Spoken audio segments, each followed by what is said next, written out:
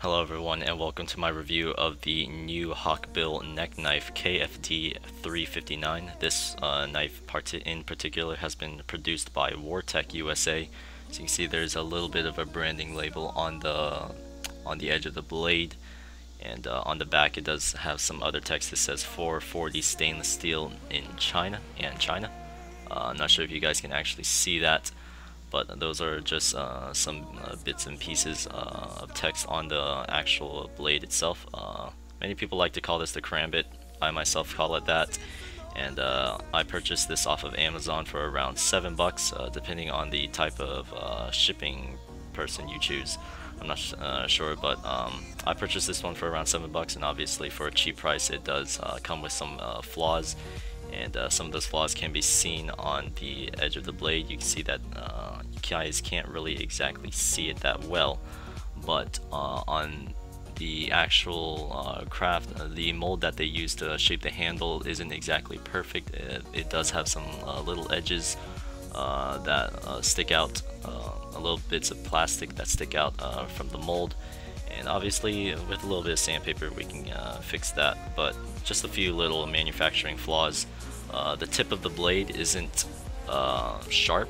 It comes at a small little rounded edge, and because of that, puncturing with this knife isn't exactly the easiest to do. However, it can still do so. I can demonstrate that with a simple paper test. Like I said, it does come out a rounded edge, so it does not technically puncture that easily. However, it still can't do so simply by using a little paper test. You just puncture in, and it easily just rips it apart. Nice clean cut through the piece of paper. Nothing special, but it does come relatively sharp. I have actually cut myself a few times now playing around with this thing. You can actually flip it around. It is quite dangerous unless you've practiced well enough with it. And yeah, the case that it comes in, fairly cheap. I mean, for a cheap knife, it does come in cheap things. This is the box. As you can see, it just has the logo Wartech on it. It's pretty much printed all around the box. The only thing inside is the neck knife itself, which comes in a little tiny plastic wrapping. Now, the thing that makes this different is this is a neck knife with a fixed blade. The knife is meant to go into the sheath, and the sheath is meant to be worn around your neck under your shirt for concealment. Whenever for deployment, you would reach under your shirt and pull out your knife from that way. Now, I will say this sheath isn't of the highest quality. The sheath doesn't exactly hold the blade that tightly in. It only goes in by just a tiny bit that locks it. It locks in using just a tiny little latch on the end. I don't know if you guys can see that very easily, but it does have a little bit of a sound as if it might fall out. And I'm sure there will be cases that it will if I wasn't intending to use it this way, but obviously I'm not. I've mainly bought this knife for the purposes of just having this as a cool commodity.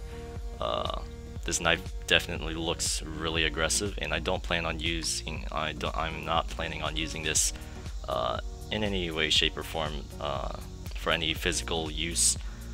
It's merely just to sit on my desk to say, hey, I had a karambit.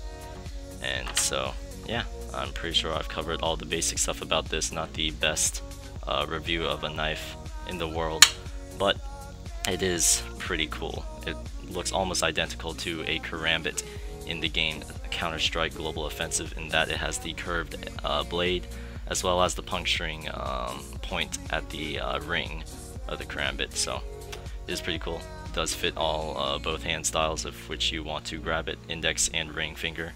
So yeah, it's pretty cool, and I'm pretty sure I've covered everything.